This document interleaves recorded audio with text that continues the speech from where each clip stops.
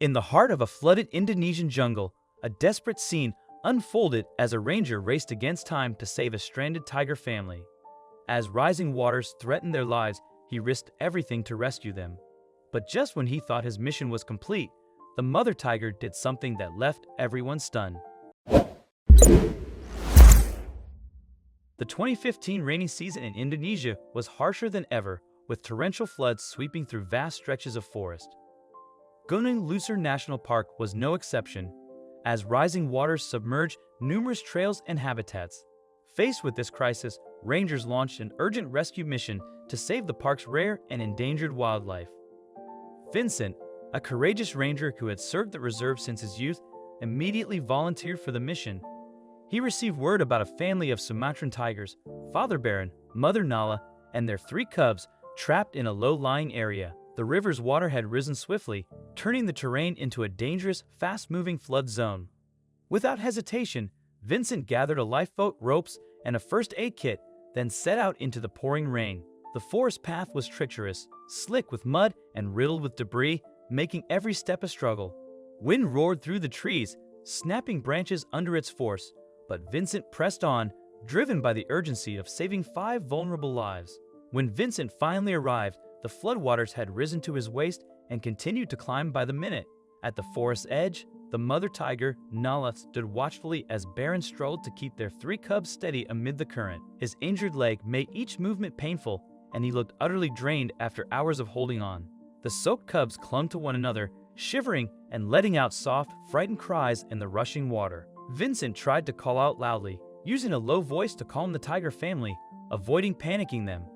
Nala let out a low growl, showing her alertness but not attacking. Perhaps she realized that Vincent had no ill intentions and was trying to get closer to help. He lowered the inflatable boat, tied it to a tree, and walked slowly closer. The water rose to his chest, forcing him to cling to the tree roots to avoid being swept away. Vincent had never seen the water level in this forest so high, and the danger made his heart pound. Seeing Baron growl softly, he understood that the male tiger was exhausted but still risked his life to protect the pride. Vincent gently raised his hand, said a few warm words, trying to gain Nala's trust. The mother tiger stared at him, her roars gradually fading, seemingly wavering between attacking and accepting support. The 3 cubs huddled behind Nala, watching the strange ranger with wide eyes. He slowly moved closer, placing a piece of fresh meat on the mound, hoping Nala would be less shy. Nala approached, sniffed, then licked the meat while still paying attention to Vincent's every move. Baron staggered a few steps, trying not to fall, but the floodwater was already more than halfway up his body. Vincent realized that time was running out, and he had to get the tiger family onto the boat before the flood engulfed them all. He signaled Nala by lightly touching her wet fur, conveying her safety.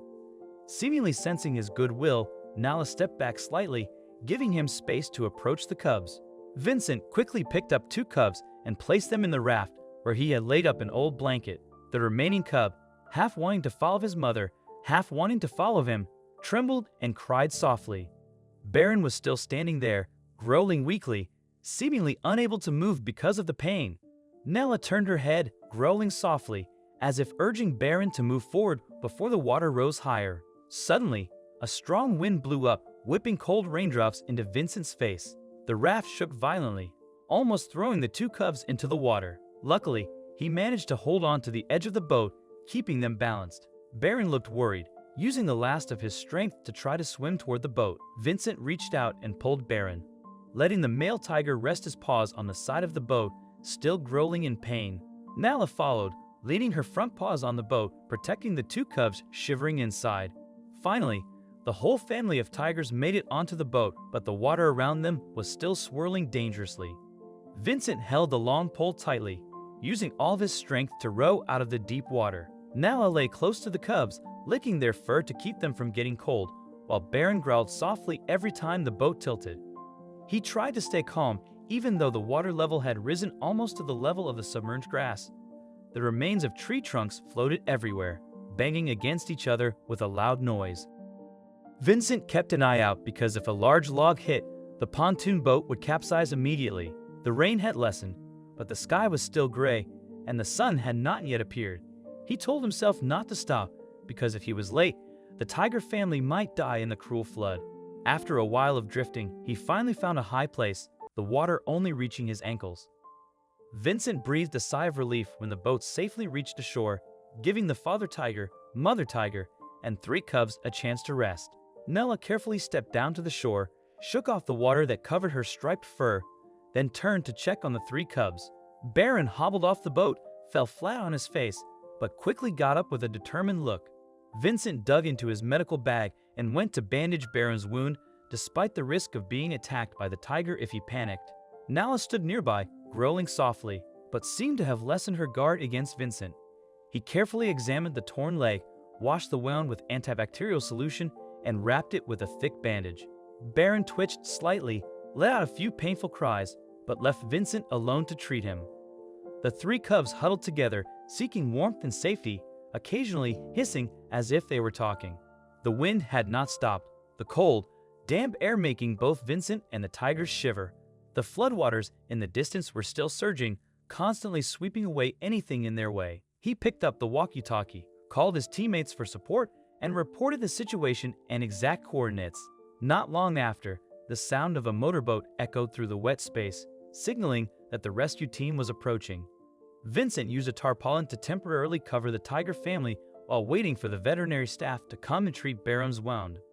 Nella no longer roared in fear, only continuously licked Baron's back and leaned her nose to check the wound. The 3 cubs jostled and danced around their mother's feet, ignoring the light rain. The rescue team quickly brought Baron to higher ground, examined him thoroughly, and injected him with painkillers. Nala and her 3 cubs were fed more fresh food and given clean water. Vincent sat breathing, feeling his fatigue gradually lessen, but was still anxiously waiting for the veterinarian to make an official diagnosis. Baron's wound was quite deep, but fortunately, it was not too serious if he received timely care.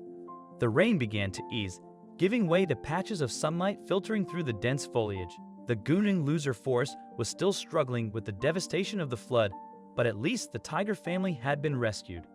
In the following days, the rangers set up temporary shelters and stood by to monitor the health of Baron and the cubs. Nella appeared calm, occasionally growling softly when someone came too close, but she was no longer aggressive. The 3 cubs slept better under the dry tarp, occasionally sitting up to play and bite each other lovingly under their mother's caring gaze. Vincent recounted the entire rescue process to his teammates, making everyone admire his bravery.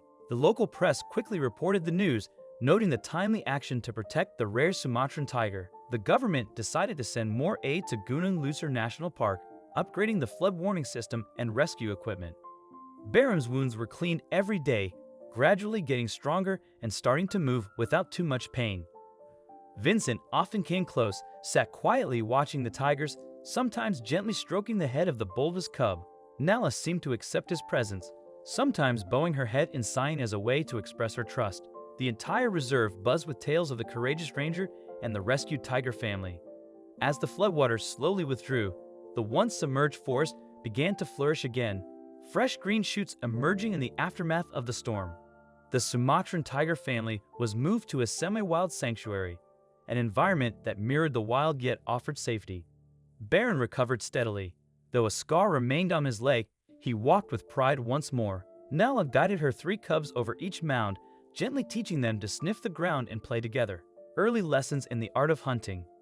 Vincent frequently visited, bringing food, quietly monitoring their health, and jotting down detailed notes on their progress.